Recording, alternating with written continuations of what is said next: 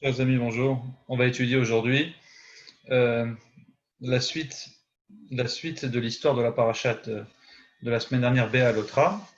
Et vous savez, comme je vous l'ai expliqué plusieurs fois, il y a un lien entre chaque sujet dans les parachiotes. Il y a un lien entre chaque sujet dans les parachiotes. Ça veut dire que quand bien même des fois les histoires elles ont l'air de pas se ressembler, et pourtant, faut savoir qu'elles ont un lien.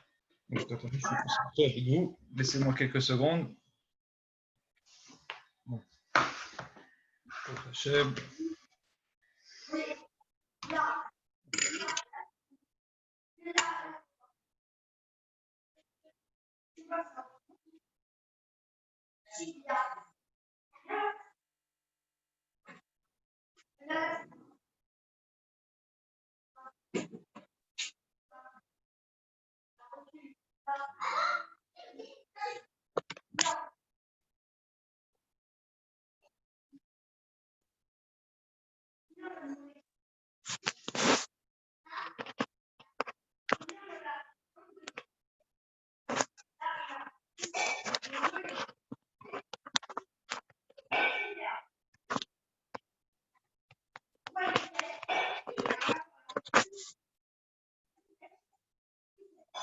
Ah, pardonnez-moi, j'avais coupé le son. Désolé. Donc, par contre, si vous pouvez couper votre micro et intervenir quand vous avez des questions, parce que j'entends à côté quelques bruits, ça dérange, c'est vrai. Alors, la paracha la semaine dernière, c'était Béalotra, et là, on va commencer la nouvelle paracha de Shlach. Je vous l'ai expliqué 100 fois depuis Torah Zoom. Entre chaque sujet dans les parachiotes, il y a un lien. C'est-à-dire que vous avez un lien entre le premier sujet qui est l'histoire de Myriam, le dernier sujet de la paracha de la semaine dernière, Myriam, paracha de Béalotra, le Lashon Hara de Myriam. On dit que Myriam avait fait Lashon Hara sur Moshe. Et de là, on arrive à notre paracha à nous, qui est les Meraglim, les explorateurs. Alors cette paracha, elle est cruciale parce que c'est cette paracha qui va demander, qui va nous faire comprendre pourquoi les Juifs ils vont rester 39 ans de plus ou 38 ans en plus dans le désert. Techniquement, ils devaient rentrer, recevoir la Torah, rentrer en Israël immédiatement, sortir d'Égypte, recevoir la Torah, Israël. Au passage, ils vont faire le veau d'or, donc au passage, ils vont se faire pardonner, ils vont construire un Mishkan, et puis ensuite, à cause du Mishkan, on nous dit que ça va prendre encore 6 mois de plus, très bien, mais après, ils auraient dû rentrer en Israël. Et là va arriver la fameuse faute des Meraglim. Or, juste avant les Meraglim, il y a l'histoire de Myriam, où Myriam, elle fait apparemment la Shonara. Et dit Rashi, le rapport entre Myriam et les Meraglim, c'est que Myriam, elle a fait la Shonara sur Moshe, et même la sœur de Moshe, et même Myriam, qu'on appelle la prophétesse, c'est la seule dans tout le Chumash qu'on appelle prophétesse, même un petit rien du tout de la Shonara qu'elle aurait fait, automatiquement, elle est punie pendant 7 jours. Comme quoi, il n'y a pas de cadeau, il n'y a pas de privilégié. Et les Meraglim, les explorateurs, ces juifs, qui ont vu cette chose-là, en voyant cette chose-là, ils auraient dû apprendre, comprendre qu'on ne rigole pas avec ça. Dire du mal des gens pour s'amuser et rigoler, c'est terrible. C'est terrible. Ça fait du mal à celui qui entend, celui qui le dit, et celui sur qui on va parler. Et pourtant, ces gens-là, ensuite, ils vont se permettre de faire la shonara, comme on verra dans la suite de l'histoire. Donc voilà le rapport entre le sujet de la paracha de la semaine dernière et la paracha Béalotra. La paracha, cette paracha, malgré toute cette histoire, on va faire sortir un point très positif, c'est le commentaire du Kli Yakar. Le Kli Yakar dit que malgré tous les hommes bibliques, tous les hommes qui sont intervenus dans la Bible, des hommes extraordinaires comme Abraham, Yitzhak et Yaakov, Moshe Aaron, David, Shlomo, etc., il y a quand même une qualité sur les femmes en plus des hommes. Écoutez bien, c'est le Kli Yakar qui le dit, c'est pas moi. Le Kli Yakar, c'était le grand Rav de Prague. D'accord. C'était un contemporain du Maharal de Prague. Il a fait un commentaire archi connu qu'on appelle le Kli Yakar. Le Kli Yakar, il dit la chose suivante. Si on avait écouté à ce moment-là de l'histoire un peu plus les femmes que les hommes, l'histoire aurait changé. C'est pas mes mots, c'est ses mots à lui. Ça a l'air étonnant, donc je vais expliquer un peu tout ça. La paracha, elle nous raconte l'histoire des Meraglim, des explorateurs. Dieu dit Shlach lecha, envoie pour toi des Meraglim, donc des explorateurs pour aller voir la terre, c'est-à-dire explorer, voir, apprendre, découvrir la terre pour pouvoir faire des cartes éventuellement, mettre à quel endroit il y a des villes fortifiées, à quel endroit il y a des armées, à quel endroit on peut attaquer, où est-ce qu'il y a des endroits faibles, mais surtout, Dieu dit ramenez-moi des fruits de la terre ou le kartem mipri à Haaretz, et vous rapporterez des fruits de la terre. Comme ça dit Moshe. Alors là, ça devient intéressant. Parce que le cours, il aura deux objectifs, comme on verra. C'est de raconter cette histoire des explorateurs et comprendre pourquoi cette mission a failli, qu'est-ce qui s'est passé, et surtout, pourquoi cette mission a failli. Donc la paracha, elle nous raconte la chose suivante, que Vaïma Hassou, le Télim, il dit Be'eretz Sremda, vous le connaissez ce Télim par cœur, ils ont dégoûté la terre dans laquelle je désirais, Velo et Minou Be'elokim, ils n'ont pas cru en Dieu. La Torah nous annonce que les explorateurs, ils sont revenus, et ils ont commencé à dire, voilà les fruits de la terre, ils sont grands, ils sont beaux, extraordinaire. Et voilà, la terre, elle est grande, elle est belle, mais il y a des géants qui vivent là-bas, et on ne pourra pas rentrer. Et ils ont commencé à dire, Lo yachol nuchala, on ne pourra pas rentrer. Et là, c'est le point sur lequel je reviendrai à la fin du cours si j'ai le temps, c'est d'expliquer pourquoi les Meraglim ont dit ça et en quoi est-ce une erreur. Techniquement, Moshe leur dit, allez explorer la terre, ramenez-moi mission, dites-moi ce que vous en pensez de cette terre-là, et surtout revenez avec des fruits. On voit qu'ils reviennent à la fin avec des fruits. Et techniquement, ils reviennent avec des fruits, ils ne disent pas des bêtises de la terre. Ils reviennent et disent, voilà, super, voilà nos fruits. Voilà les fruits de la terre. Ok, bon, ils n'ont pas fait une erreur, on a des fruits. Moshe leur a demandé, venez avec des fruits. Donc ils sont venus avec des fruits. Enfin, qu'est-ce qu'ils ont dit de si grave? Ils ont dit apparemment des choses banales, des choses simples. Ils ont dit, voilà, ici, il y a des géants, c'est une belle terre avec des beaux fruits, il y a des géants. Et à la fin, ils ont conclu, on ne pourra pas rentrer. On verra à la fin pourquoi ça a été un problème et comment Moshe, il n'a pas senti ce problème arriver. Alors, il ne faut pas penser que c'est un petit problème. La base de tous les problèmes des Juifs de cette époque-là, ça a été ces Meraglim, des explorateurs. Même le veau d'or, les Juifs ont été pardonnés.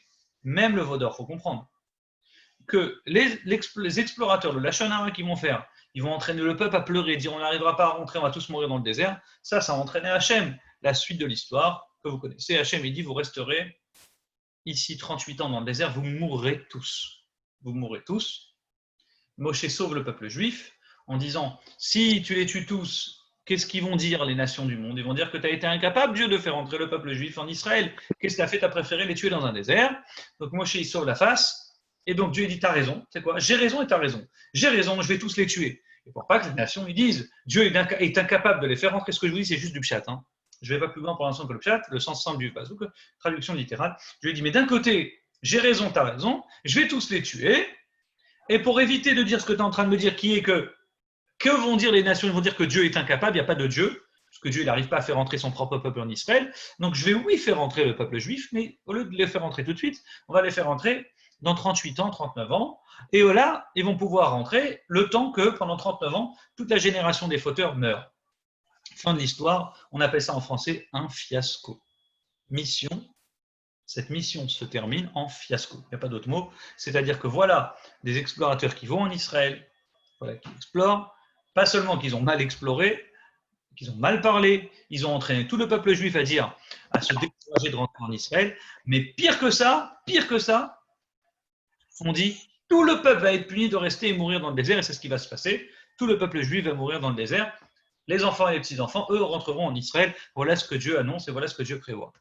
Et là, c'est la question. Bonjour monsieur. Bonjour Aaron. C'est comment on est arrivé à ce fiasco? Comment on en est arrivé à là?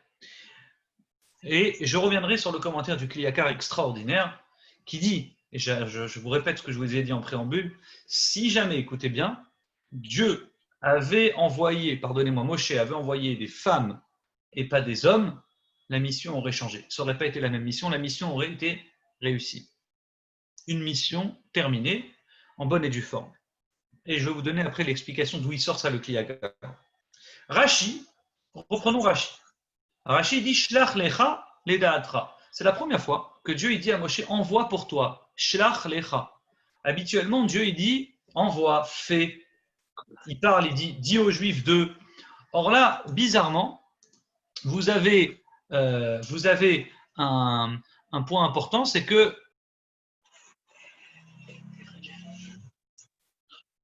voilà, désolé.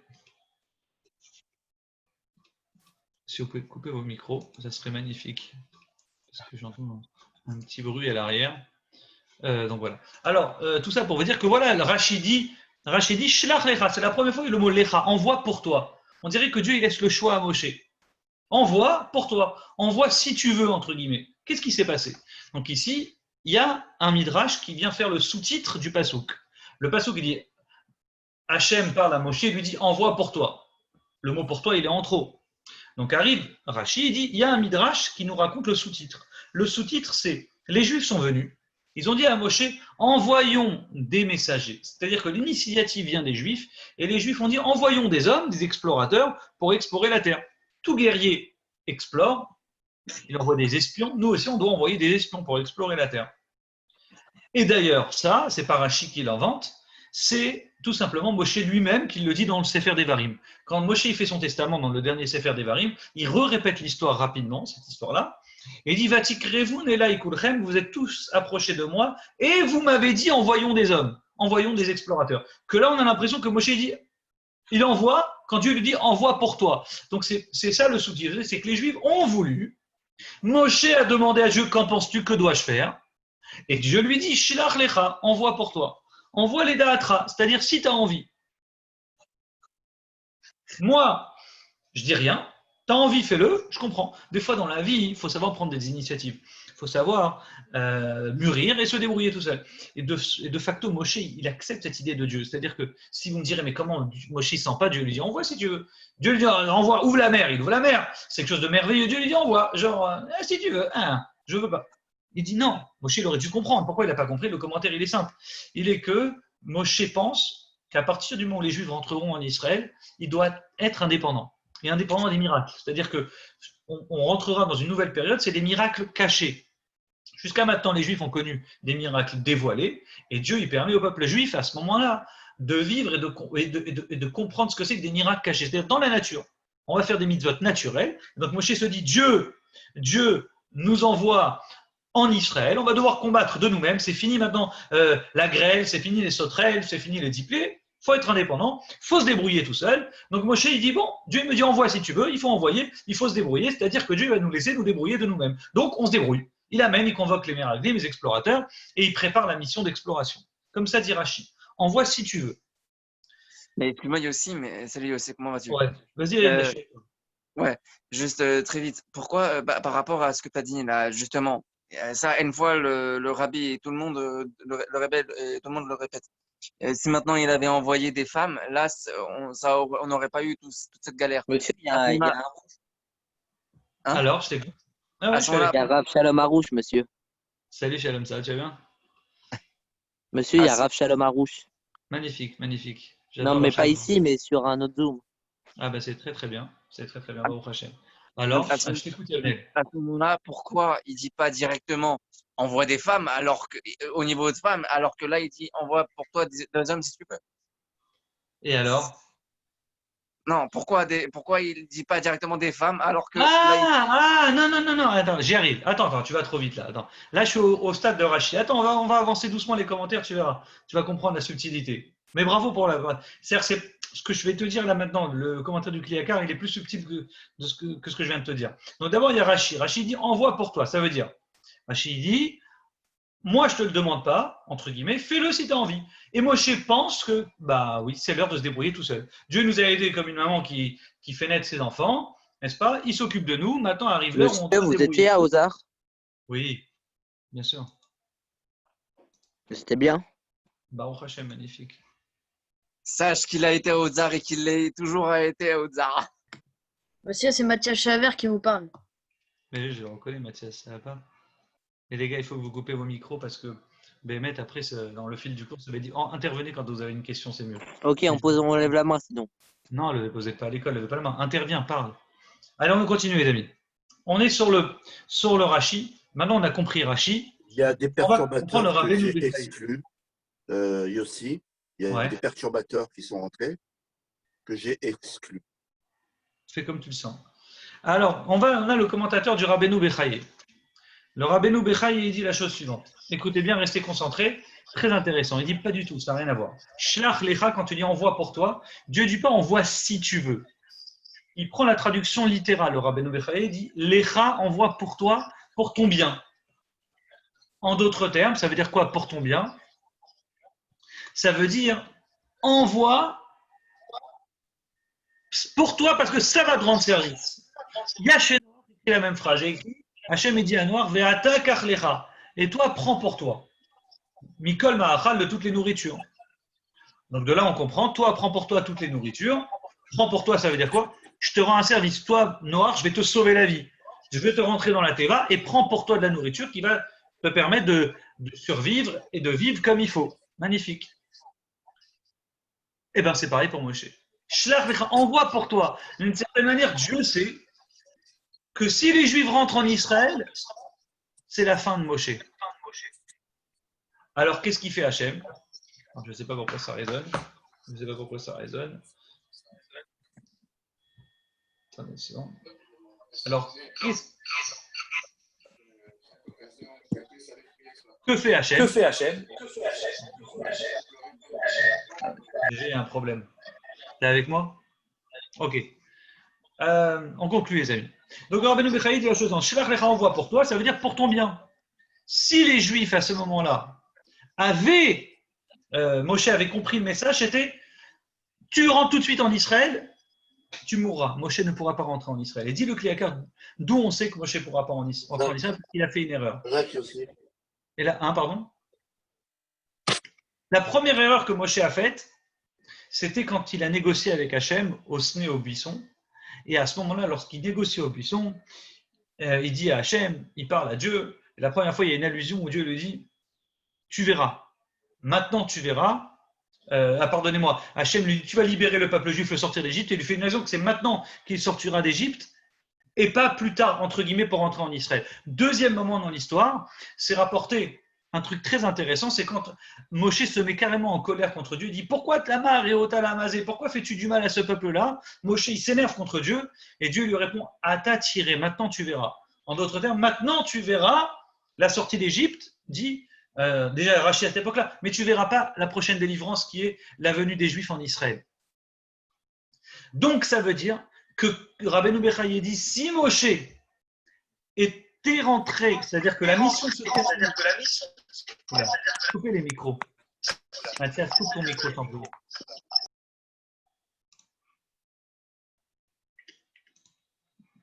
Alors, si jamais Moshe était rentré en Israël, si jamais, pardonnez-moi, voilà, j'ai été coupé. Alors, dans notre cas, nous, du Rabbeinu Bechaye dit, si jamais Shelach Lecha envoie pour toi, parce que toi, ça va te rendre service. Si la mission réussit, donc les Juifs rentrent en Israël, toi, tu mourras. Donc, quand je te dis Shelach Lecha envoie pour toi, ça va t'aider à toi d'une certaine manière, au sens où les Meraglim, dit le Rabbeinu Bechaye, ils vont entraîner que tu resteras encore 38 ans de plus avec les Juifs dans le désert. Et ça change tout. Le Lecha, il est comme Noach. Envoie, prends pour toi de la nourriture et rentre dans la Teva. Shelach Lecha envoie pour toi. Dieu, il fait une allusion. Grâce à ces Meraglim, grâce, toi, Moshe, tu resteras encore 38 ans de plus avec les Juifs pour t'occuper d'eux. Très intéressant.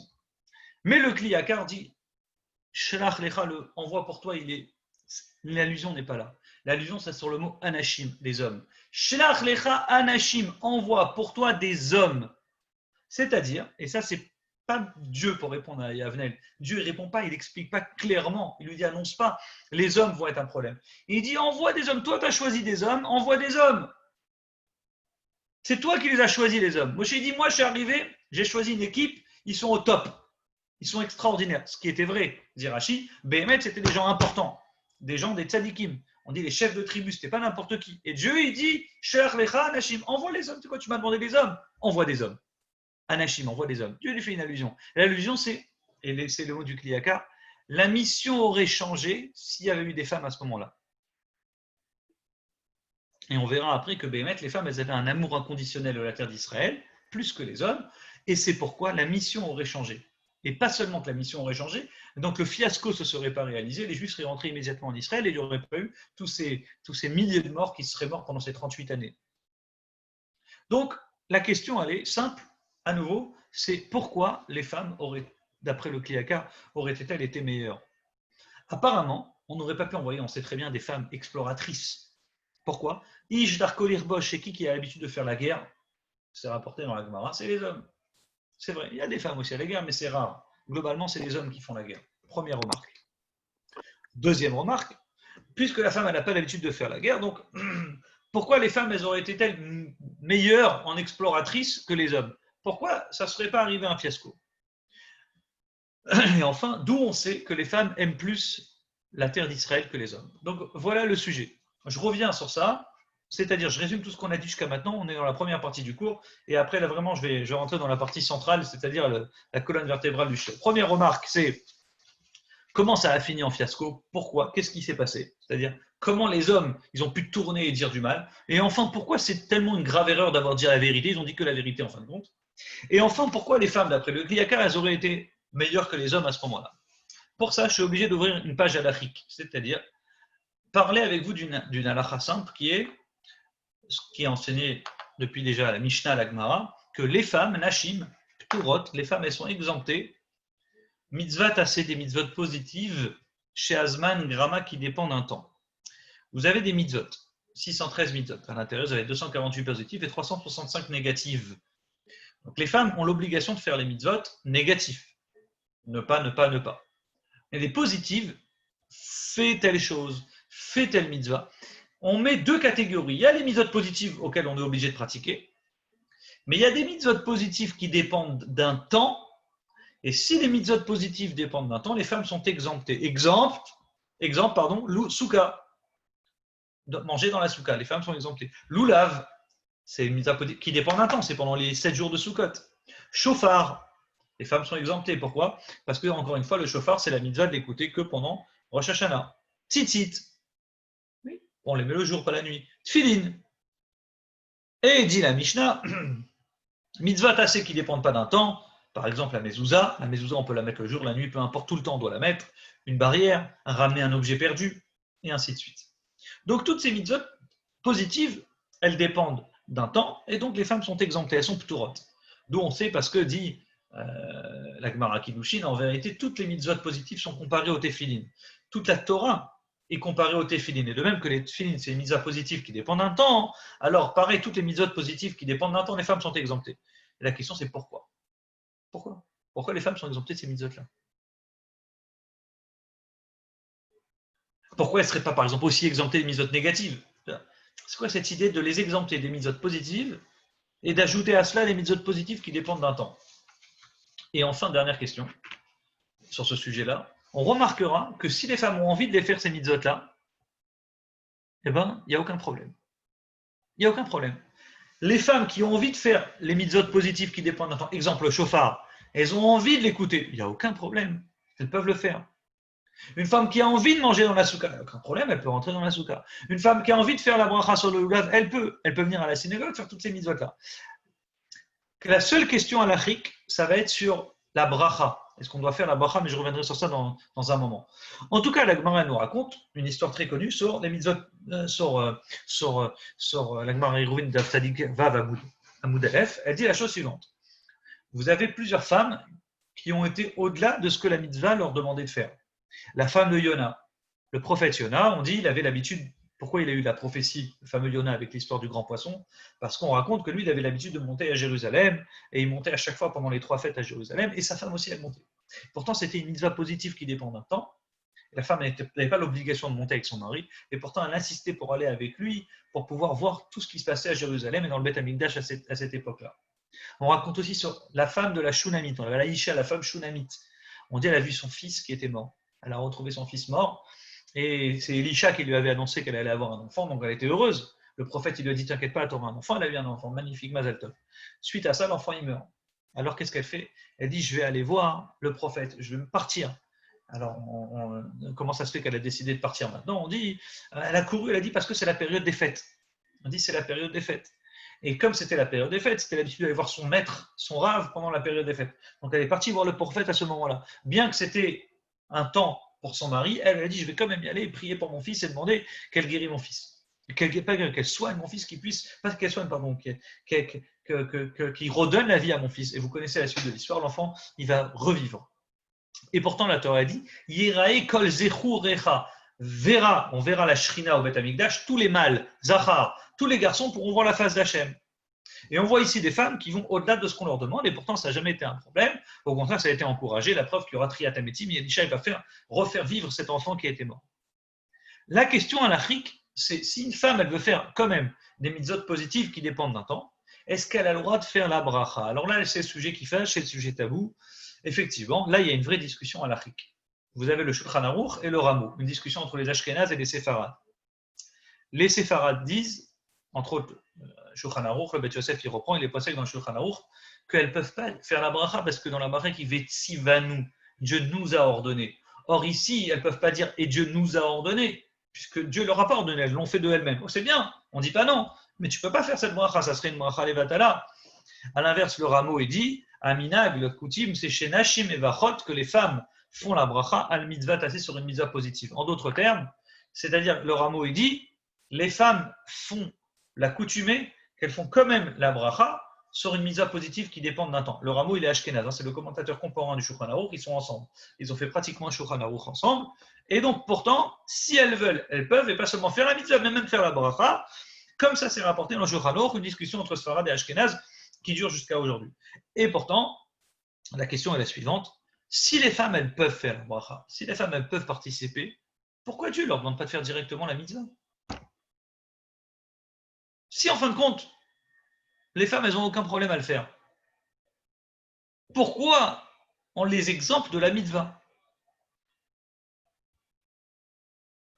Un jour, il y a un Rosh Yeshiva qui est parti ramasser de l'argent. Je ne sais pas si c'est une vraie histoire ou une blague. Il est parti ramasser de l'argent pour sa yeshiva aux États-Unis. Et puis, il toque à la porte. On lui présente une femme très riche et il rentre là-bas. Et cette femme, il essaie de ramasser des sous. Elle lui dit ah, voilà, moi, je ne suis pas religieux. Moi, je ne suis pas religieuse, etc. Il dit oui, mais l'importance d'une yeshiva, vous ne vous rendez pas compte. Et il essaye de ramasser des sous comme il peut. Et puis, elle répond, elle dit écoutez, moi, je vous donne de l'argent à une seule condition, si vous faites une yeshiva, si vous arrivez à faire une yeshiva dans laquelle les gens ils étudient la Torah sans kippa et sans barbe. Oui. Yossi, Oui. on n'entend plus rien. Vous m'entendez là? Ici, on entend. On entend aussi. Alors, bon, si vous entendez. Alors, il dit comme ça. Moi, j'accepte de donner de l'argent, elle dit la femme, la femme pas religieuse. Elle dit moi, j'accepte de donner de l'argent pour votre yeshiva à une seule condition. Si vous arrivez à faire étudier la Torah à des gens qui n'ont pas de kippa et pas de barbe, genre anti-religieuse. Le type il réfléchit, il dit ok, j'accepte. Donnez-moi les sous. La femme, elle fait le chèque, il prend l'argent, et puis il ne s'est pas fatigué. Il a ouvert un séminaire de filles. En tout cas, quelle est cette idée que les femmes sont exemptées des mitzvot positives qui dépendent d'un temps? Alors, je vais accélérer et je vais vous expliquer ce point-là. Halachiquement, c'est très simple. Ce que je vais vous dire, c'est basé sur le Rav Moshe Feinstein, Ikrot Moshe, un des plus grands décisionnaires à l'Afrique, un des plus grands génies à l'Afrique qu'on a connu, qui est mort il y a une trentaine d'années. Extraordinaire, il dit la chose suivante. C'est très simple en vérité, c'est du bon sens. Les femmes s'occupent plus à la maison que les hommes. Il dit depuis toujours, on voit qu'un enfant il a besoin de sa mère. Depuis la naissance, un enfant il a besoin de sa mère. Un enfant il grandit, il a encore besoin de sa mère. Et doucement, doucement, la mère elle le lâche, éventuellement le père il le prend et il le fait grandir et il l'emmène dans le monde des grands, entre guillemets. Mais c'est évident qu'un bébé il a plus besoin de sa mère que son père. Ça peut arriver qu'un père est présent, mais globalement, c'est plus la mère qui est présente dans la petite enfance que le père. Et donc, la maman a besoin de temps pour elle. Elle ne peut pas à la fois avoir la poussette, le biberon et courir à la choule faire la fila, mettre les tefilines le matin. Donc dire avant chez Feinstein, en réalité, c'est du bon sens de la vie. Puisque les femmes, Dieu leur a donné un rôle qui leur prend du temps, automatiquement, il leur allège leur temps par rapport aux mitzvot positifs qui dépendent d'un temps. Hachem n'est pas leur obligé d'aller courir avec la poussette pour aller écouter le chauffard et le biberon et les trucs dans la main. Ok, c'est autorisé. Pareil pour les tefilines. Toutes les mitzvot positives qui dépendent d'un temps. À l'inverse de la mezouza. La mezouza, bon, t'as pas le temps, madame, de mettre la mezouza le jour, mets-le la nuit, madame. C'est pas grave, tu peux mettre la mezouza la nuit. Et c'est tout à fait logique, tu mets la nuit, bah oui, ça te prend pas plus de temps, t'as couché les gosses, ensuite tu peux commencer à mettre ta mezouza. À l'inverse, c'est les mitzvot qui dépendent, si c'est maintenant ou jamais, là les femmes elles sont exemptées. Comme ça explique Rav Moshe Feinstein, qui est tout à fait logique. Donc on comprend pourquoi elles ont une priorité sur ces mitzvot. Mais si les femmes elles ont quand même envie, elles disent oui j'ai pas de temps, mais je vais quand même me fatiguer, je vais quand même le faire. Donc ça veut dire qu'elles redoublent d'efforts par rapport à un homme. Donc si elles veulent le faire, faites-le. Faites la bracha avec grand plaisir. C'est l'effort. Vous avez quand même mis de la volonté. Vous vous êtes dépêché. Vous avez fait des choses vous avez, comment dire, vous êtes empressé de faire la chose, alors vous n'avez pas les forces et les capacités de le faire. Donc faites-le, il n'y a aucun problème, vous pouvez le faire avec la bracha. Ce n'est pas parce que Dieu ne te l'a pas ordonné que tu ne dois pas faire la bracha. Dieu t'a demandé de le faire, il t'a dit t'es exempté, tu le fais quand même, tu peux dire Vetsivanu, Dieu nous a ordonné, parce que quand même tu as redoublé d'efforts et tu t'es fatigué, tout simplement. Ça c'est la raison halachique. D'accord? Maintenant, revenons sur l'aspect des Meraglim, des explorateurs. Il y a une histoire qui s'est passée il y a à peu près 140 ans. Il y a une femme,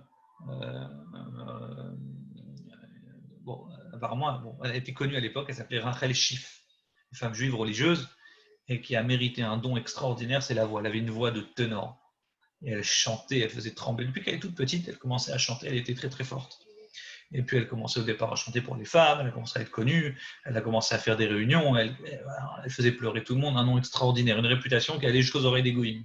Et à l'époque, cette femme elle a vécu en Autriche, c'était avant même la Première Guerre mondiale, et puis ils ont commencé à chercher des enfants pour pouvoir chanter au théâtre en Autriche. Et ils lui ont proposé de venir chanter. Quand elle a chanté, ils ont été tous impressionnés. Ils ont dit on veut vraiment qu'elle vienne chanter pour nous, etc. Ils ont encouragé, ils lui ont dit on va te payer cher, on va te donner de l'argent, on va te donner un nom, une réputation. Et vraiment, elle ne savait pas quoi faire. Elle s'est dit attends, j'ai une vie, une carrière qui s'offre à moi, une carrière extraordinaire dans laquelle on va me donner de l'argent, des moyens. Et à cette époque-là, voilà, l'argent, c'était pas facile de bien vivre, d'être riche. Voilà une carrière toute prête. Mais à cette époque-là, si tu devais faire ça, tu ne pouvais pas rentrer dans le monde goy avec une kippa ou une petite kippa où je suis à moitié juif. À l'époque, vraiment, le monde, il était tellement. Il fallait s'assimiler complètement au système autrichien. Donc, il fallait devenir carrément catholique, ou au moins faire semblant que tu es catholique, et c'est assourd à l'Afrique, moi, c'est très grave. Donc, elle est partie demander un conseil à son rabbi, qui lui a répondu écoute, ma fille, tu fais ça pourquoi? Pour de l'argent? Elle a dit non, c'est pas l'argent. Elle a dit c'est pour le nom, la réputation. C'est pas que pour l'argent. Mon nom sera connu dans le monde entier grâce à ça. Alors le rabbi lui a dit écoute bien, si tu es d'accord et tu acceptes de refuser le poste qu'on te propose et tu mets de côté ta carrière pour de grande réputation, de grande ténor, en échange, je te promets d'avoir un enfant qui sera réputé et reconnu dans le monde entier et qui te donnera une satisfaction dans ce monde-là et dans le monde futur. Pas seulement dans ce monde-là, mais dans le monde futur. Alors elle a commencé à pleurer. Elle a pleuré. Elle a accepté. Elle a dit d'accord, Rabbi. Quelques années après, elle s'est mariée avec un petit jeune qui s'appelait Yosef Wozner. Elle a eu un enfant qui s'appelait Shmuel Wozner, qui est devenu un monstre halachique archi connu, le Rav Wozner que tout le monde connaît, qui a vécu 102 ans pratiquement. Et on dit dans le monde entier, il a fait des livres de halakha très connus, entre autres le Sefer Shefet à Lévi. Et donc, elle a eu cette fameuse bracha où elle a eu un enfant qui a été connu dans le monde entier, grâce à elle. Et aussi, elle a mérité le Olam Haba d'avoir un enfant pareil, elle a mérité ce monde-là et le monde futur. Tout ça pour vous dire que quelle différence dans cette histoire entre les hommes et les femmes? Il y a une différence fondamentale. C'est que les hommes, c'est des matheux. Les hommes, ils réfléchissent, ils additionnent, ils pèsent le pour et le contre, et après, ils prennent une décision. Donc, ça veut dire que l'homme, il réfléchit, il calcule, le plus, le moins. Je dois rentrer en Israël, il y a un avantage, il y a des inconvénients, après, je vais choisir. C'est exactement le sujet. Les femmes, c'est le contraire. Les femmes, elles ont un objectif, elles vont à cet objectif, peu importe le prix à payer. Peu importe le prix à payer.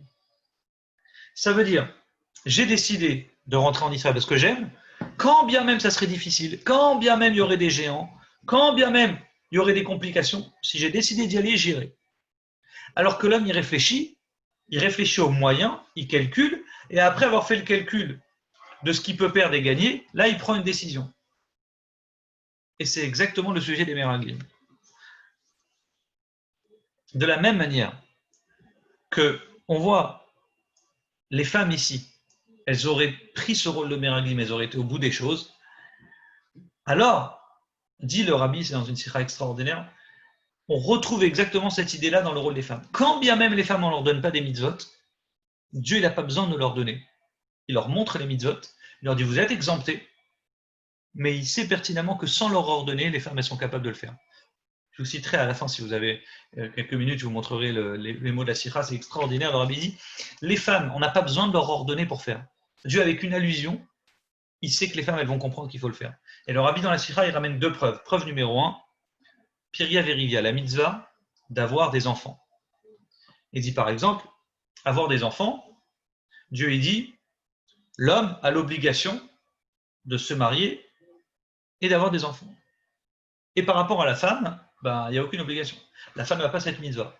Un homme a l'obligation de se marier et de fonder une famille. Une femme, techniquement, si elle n'a pas d'enfant, elle ne fait aucune avéra. Aucune. Mitzvah et à l'homme. Et pourtant, vous allez me dire, on fait des enfants avec une femme, que je sache. Donc, si une femme n'a pas la mitzvah et elle dit, donc moi je ne fais pas, donc l'homme il ne peut pas faire la mitzvah. Comment ça marche? Si Hachem il donne l'obligation aux femmes, il donne l'obligation aux hommes de faire la mitzvah de Piria Verivia, donc les femmes, elles disent, moi je n'ai pas l'obligation, je ne fais pas. Comment on fait? On ne peut pas avoir d'enfant. Alors dit le Rabbi, oui, cette obligation, elle a été donnée aux hommes. Mais Dieu sait pertinemment que les femmes ont envie d'avoir des enfants sans même qu'on leur donne l'ordre. L'homme, lui, va réfléchir, lui, il va peser le pour et le contre, lui, il va dire « Ah oui, quel est mon intérêt à moi d'avoir des enfants? Qu'est-ce que je vais gagner? Qu'est-ce que je vais perdre ?» Et une fois qu'il aura pesé le pour et le contre, là, il va arriver à une conclusion que oui ou que non. Donc Dieu, il donne un ordre, il dit « Attention, quand bien même tu arrives à la conclusion, non, je veux quand même que tu aies des enfants. » À l'inverse de la femme, Dieu n'a pas besoin de lui dire « Je t'ordonne d'avoir des enfants. » Il sait qu'une femme, naturellement, elle a envie d'avoir des enfants. C'est son instinct maternel, elle va en avoir. Et je n'ai pas besoin de lui ordonner. Avec une simple allusion, la femme, elle aura envie d'en avoir. Deuxième preuve qu'on trouvera, que le Rabbi ramène aussi dans la Sira, il dit c'est l'histoire de la construction du Mishkan. Dieu, il incite, il dit Daber el Bene Israël, parle aux enfants d'Israël. Eux, ils ont, entre guillemets, parle aux enfants d'Israël. Eux, parle aux enfants d'Israël. Eux, ils doivent construire le Mishkan. Dieu dit Ish, chaque homme, il doit apporter l'argent pour le Mishkan. Mais apparemment, clairement, Dieu, il exclut les femmes dans la construction du Mishkan. Pourquoi? La raison est simple, en réalité. C'est qui a fait le veau d'or? Qui a fait le veau d'or? C'est les hommes. Et comme le Mishkan, il est là pour réparer le veau d'or, donc Hachem, il annonce, il dit, les hommes doivent réparer leur erreur. Le même or qu'ils ont pris de leurs oreilles, Beosnehem, pour faire le Mishkan, pour faire, pardonnez-moi, le veau d'or, eh ben, ils doivent utiliser leur or, leur argent, pour construire le Mishkan et se faire pardonner. Magnifique. Donc Dieu, il insiste sur le rôle des hommes. Et pourtant, regardez la fin de l'histoire. La fin de l'histoire, il y a écrit Vayakel Moshe l'a rassemblé, et du passouk, on comprend être kol hadat de toute l'assemblée.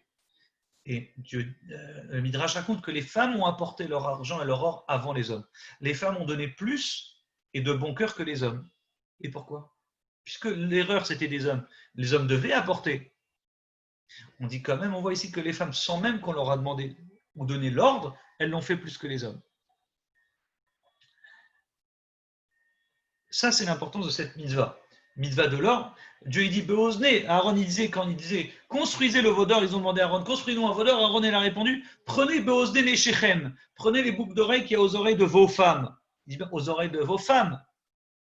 Et pourtant, qu'est-ce qui se passe? Il y a écrit ils ont apporté leurs boucles d'oreilles, les hommes eux-mêmes. Donc ils n'ont pas pu prendre ceux de leurs femmes, ils ont apporté les leurs. Donc ça veut dire que les hommes avaient des boucles d'oreilles, ils ont donné les leurs, parce que les femmes elles ont dit non, on ne veut pas donner les nôtres, pour faire surtout des bêtises. Donc qu'est-ce qu'on comprend de là? Les femmes n'avaient rien à se faire pardonner et pourtant elles ont tout fait pour le faire. Il y a une mitzvah à faire, on ne nous l'a pas demandé, on va le faire quand même. Donc ça, c'est la force. On dit même une mitzvah positive qui dépend d'un temps, on leur donne ces mitzvot sans obligation. Elles n'ont pas l'obligation, mais elles vont le faire quand même, parce qu'elles ont envie de le faire. Ça explique dans ce fameux passage que vous connaissez, Kotomar el Bet Yaakov, ainsi tu diras à la maison de Yaakov, Vetaged ibn Israël, et tu raconteras au Béné Israël. Dit Rashi, mais apparemment il y a une redondance, il y a une répétition. Si le passage qui dit ainsi tu diras à la maison de Yaakov, pourquoi on a besoin de répéter et tu raconteras aux fils d'Israël? C'est officiellement une répétition. Tomar, tu diras El Bet Yaakov à la maison de Yaakov et tu raconteras au Béné Israël. Alors dit Rashi la chose suivante. Rashi se base bien sûr encore une fois sur un midrash. Tomar, dire, c'est les femmes. Taged, tu raconteras. Béné Israël, les fils d'Israël, c'est les hommes. Mais le verbe est différent. Pour les femmes, il suffit de dire, et pour les hommes, il faut être taged, raconter. Quelle différence entre les deux? Vous avez appris, vous connaissez ça, ce taged, vayaged, raconter, c'est un mot dur. caché qu'est guidin. C'est dur comme un nerf. C'est-à-dire que quand il s'agit des femmes, il suffit de Homer dire Thomas, dis à la maison de Dieu, parle aux femmes, parle-leur gentiment, calmement. Moshe, enseigne-leur la Torah aux femmes, sagement, calmement. Les hommes, t'aguette les bénis Israël, raconte aux bénis Israël, genre, sois fort, raconte-leur durement les choses. Pourquoi tu as besoin de parler facilement aux femmes et durement aux hommes? Alors, la réponse avec tout ce qu'on a expliqué, maintenant on comprend. Les femmes, si tu leur expliques gentiment, elles vont comprendre. Tu leur fais une allusion. Voilà, c'est bien de faire ces choses-là, rapidement. Elles vont le faire au maximum. C'est pas la peine de commencer à donner des ordres et dire c'est obligé, vais taguette, tu raconteras. Les hommes, eux, oui, il faut taguette, il faut raconter, il faut dire, il faut expliquer en détail. Si tu dis pas tout, ils vont dire on m'a pas dit de faire, je fais pas. On m'a pas dit, je fais pas. Mais c'est quoi on t'a pas dit, tu fais pas? On t'a pas dit, fais-le, tu es obligé de le faire. Non, mais on m'a pas dit ce détail-là, on me l'a pas dit. La femme, tu vas lui dire le minimum, elle va faire le maximum. L'homme, tu vas lui dire le maximum, peut-être il fera le maximum. Mais tu es obligé de lui dire tous les détails. Et c'est ça qu'il explique le Kriyakar. Si Béhémet, à cette époque-là, les femmes avaient été choisies pour être des miragliotes, des espionnes, des exploratrices, la mission aurait changé. À l'inverse, les hommes ont échoué à ce niveau-là. Alors, on va conclure maintenant, on est dans la dernière partie du cours. On a compris dans cette deuxième partie la différence entre les hommes et les femmes.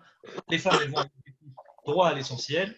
Les hommes, ils réfléchissent le pour et le contre, ils font un calcul, ils font des maths, des vraies maths, ils calculent. C'est des matheux, les hommes. Ils vont réfléchir pour, contre, ils vont arriver à une conclusion si ça vaut le coup ou pas. Et donc, c'est ça qui va entraîner pour les mitzvot. Les mitzvot, Dieu, il a besoin de leur donner clairement aux hommes. Les femmes, il suffit juste de leur donner par allusion, c'est-à-dire, il va leur dire faites simplement les choses sans être ordonné de le faire, elles vont le faire quand même. On va arriver à la dernière partie du cours qui est on comprend maintenant pourquoi les méragliotes, les femmes exploratrices, ont mieux réussi que les hommes, parce qu'elles, quand bien même elles auraient compris qu'il y a des problèmes, il y a des géants, il y a des difficultés, on veut rentrer en Israël, donc on rentrera. Tu peux couper les micros parce que j'entends du bruit à côté. Voilà. Alors, je vais conclure simplement en vous disant maintenant quelle a été l'erreur principale des Meraglim. Donc les Meraglim ont fouté, c'est très bien, on le sait, on nous a expliqué quelle a été leur erreur. Alors, avant d'expliquer leur erreur principale, je mettrai en parallèle l'amour des femmes pour Israël, plus que les hommes. La parachat Pinchas, elle nous raconte qu'il y a 5 filles qu'on appelle les Bnot Tzelophrad, les filles de Tzelophrad, qui ont été voir Moshe et qui ont été dire on veut rentrer en Israël. On ne veut pas seulement rentrer en Israël, mais on veut hériter de la part de notre père en Israël. C'est-à-dire que comme c'était 5 filles, il n'y avait pas de garçons, il n'y avait pas d'héritiers qui auraient pu hériter de la terre, leur nom, le nom de leur père, Tzlophrad, aurait disparu de la terre, qui leur avait été désigné. Donc elles, qu'est-ce qu'elles ont fait? Elles ont insisté chez Moshe.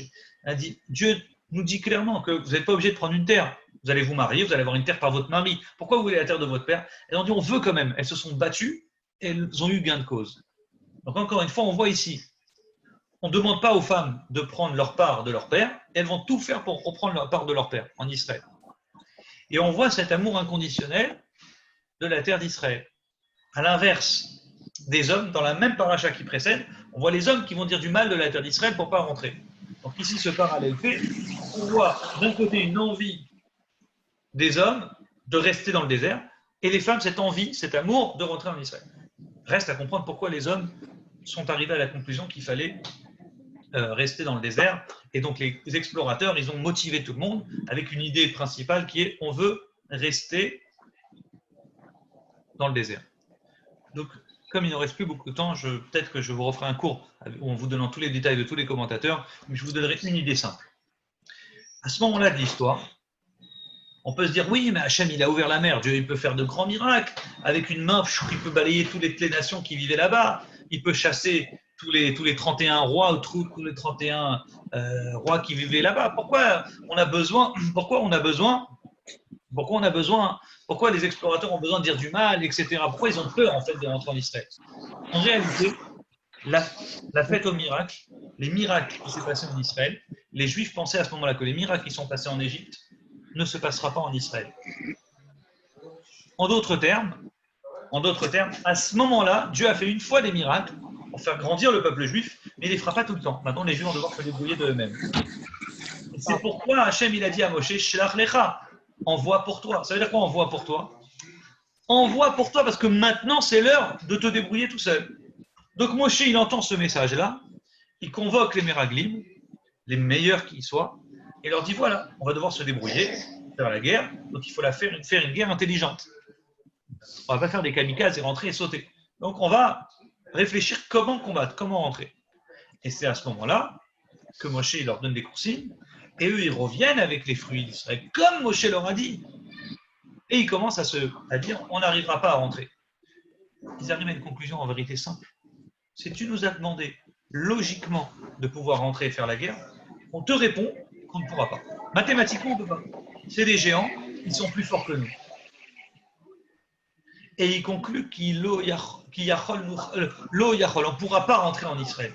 Parce que les gens qui sont là-bas, ils sont plus forts que nous. Donc en disant ça, à ce moment-là de l'histoire, ils arrivent à une conclusion qu'on ne leur a pas demandé. On leur a dit, donne-nous une solution pour rentrer, malgré les difficultés. Alors, essayez de comprendre comment rentrer. Les Meraglim, ils reviennent, ils donnent leur solution, et ils disent, Lo Yachol, on ne pourra pas. C'est leur conclusion qui a posé problème. Ce n'est pas ce qu'ils ont dit en apportant les fruits. C'est le fait d'être venu et d'avoir dit, conclu et d'avoir dit, on ne pourra pas rentrer. Ça, ce n'est pas ce qu'on t'a demandé. Et pour conclure le cours, et faire le parallèle avec la paracha de Myriam, la paracha de la semaine dernière, la fin, quand Myriam fait du Lachon Hara sur Moshe, une fois on voit qu'une femme fait du Lachon Hara, et une autre fois on voit, dans notre paracha, le contraire, que toutes les femmes n'ont pas fait Lachon Hara sur la terre d'Israël. C'est pourquoi c'est les hommes qui sont morts. Les femmes ne sont pas mortes. On nous raconte que les hommes, eux, oui, ils sont morts, ils ont passé 39 ans à mourir et être enterrés, à l'inverse des femmes qui n'ont pas fauté, elles n'ont pas fait Lachon Hara. Grâce à la paracha de la semaine dernière, on voit Myriam qui est mis en valeur dans son Lachon Hara qu'elle fait contre Moshe. Elles ont compris le message des femmes, elles se sont tuées, elles n'ont plus parlé. À l'inverse des hommes qui n'ont pas compris le message de Myriam, ils ont parlé, ils sont arrivés à une conclusion, on n'arrivera pas à rentrer en Israël. À l'inverse des femmes, dans la paracha de semaine prochaine, on voit les filles de Stophat qui, elles, vont dire, on veut rentrer en Israël, on veut la part de notre Père. Elles ont débordé l'amour pour la terre d'Israël en pensant à l'objectif. Peu importe les difficultés, on veut un objectif, on veut rentrer en Israël. Donc ici, on voit clairement le parallèle entre la paracha de la semaine dernière, où les femmes ont fait la shonara, et là on voit dans deux parachas où les femmes se taisent, elles ne participent pas au complot des hommes pour ne pas rentrer en Israël. Et pourquoi on a compris, c'est que les femmes, elles ont un objectif, elles vont atteindre leur objectif sans réfléchir et sans faire des maths pour réfléchir aux moyens, si ça passe pas. À l'inverse des hommes, eux, on a compris qu'ils réfléchissent, qu'ils font des calculs, et donc c'est pourquoi on doit leur donner des ordres. Les mitzvot sont donnés sous forme d'ordres aux hommes, que les femmes, ce n'est pas la peine de leur donner des ordres. De elles-mêmes, elles comprennent le travail et elles font le travail qu'on leur demande, même si c'est simplement par allusion. Alors, on va conclure simplement en vous disant que la période avant Mashiach, c'est une période extraordinaire qu'on appelle Nekevat et Sovev Gever. Le prophète il dit, le féminin, il va entourer le masculin. C'est-à-dire que jusqu'à maintenant, il y a eu une période d'après les prophètes où techniquement Hachem il a fait que les hommes, n'est-ce pas, il est écrit que à cause de la faute de Chava, au départ les hommes ont été les femmes ex aequo, hein, il y a eu l'égalité parfaite. Il n'y avait pas d'homme fort et la femme faible. Dieu il a créé que les deux soient pareils. Et pourtant après la faute de Chava, alors Hachem il dit après la faute, il dit ta punition Chava c'est que ou Imshalbach, lui te dominera. L'homme il sera plus fort physiquement que la femme. Donc c'est un plan qui a été changé. C'est-à-dire qu'à l'origine, il y avait la parité parfaite. Après que la femme a fauté, alors la punition de la femme, c'est où Imshalbach, lui, il te dominera, il sera plus fort. Mais le même prophète, il dit, quand Mashiach viendra, Nekevat et Sovev Gever, le féminin entourera le masculin, c'est-à-dire qu'on vivra une génération où la femme deviendra forte. C'est elle qui reprendra de la force. C'est-à-dire qu'elle reprendra sa force originelle.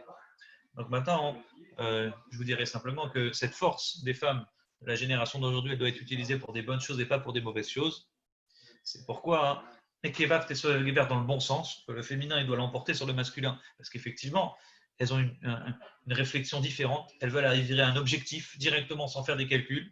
Donc elles peuvent servir Dieu par amour sans qu'on leur donne de l'ordre. Mais pour ça, il faut qu'elles utilisent leur énergie pour des bonnes choses, c'est-à-dire pour des choses positives, pour faire Torah et Mitzvot.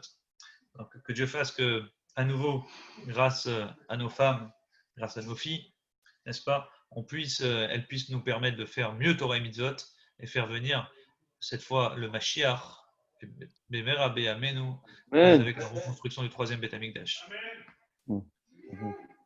Chazak à tous, merci d'avoir participé au shiur et à jeudi soir si Dieu veut 21h.